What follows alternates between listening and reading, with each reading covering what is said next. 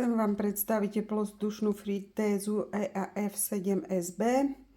Je to teplovzdušná fritéza, ktorá má funkciu pečenia, páropečenia, páry a sušenia.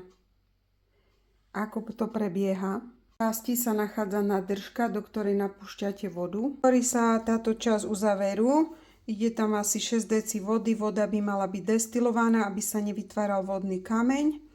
A nádržka sa nasadí späť na vrch. Nádoba má obsah 6,9 litra. Skúšala som páropečenie a po dokončení procesu sa vypne a v spodnej časti sa nahromadí voda, ktorú potom treba vyliať, ak tam je. Stroj spustíme stlačením play a máme voľnosť programov, že si dáme pečenie, páropečenie, čistá pára alebo sušenie. Potom dole máme podľa možností hranolky, zelenina, kurčatá, stejky, ryby alebo mafiny. Ak sa nevieme rozhodnúť pri akej teplote, tak stlačíme napríklad hranolky a ukážem vám 180 stupňov 15 minút. Ak to bude steak, tak sa vám to prepne na inú teplotu a podľa toho, čo robíte, tak sa vám tá teplota prepína. Keď si dáte čisto len páru, tak vám ukáže 100 stupňov 10 minút. Týmto gombíkom sa viete pridávať alebo uberať minúty alebo teplotu na tejto strane.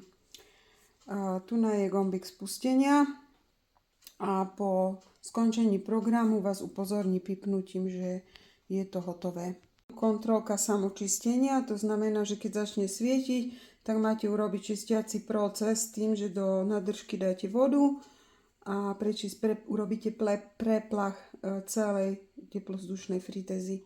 A ešte taký detail, keď ju zapnete a chcete použiť funkciu páry, tak v strede sú také kontrolky medzi stupňami, ktoré vám napovedia, že máte doplniť vodu a že máte prázdnu nádržku. A je tam ďalšia kontrolka, ktorá vám zasvieti, že počas programu máte otočiť surovinu, ktorá je vo vnútri. A to vás upozorní aj pípaním. A takto vyzerá celkový pohľad z druhej strany a spredu. Ak je vypnutá, tak takto.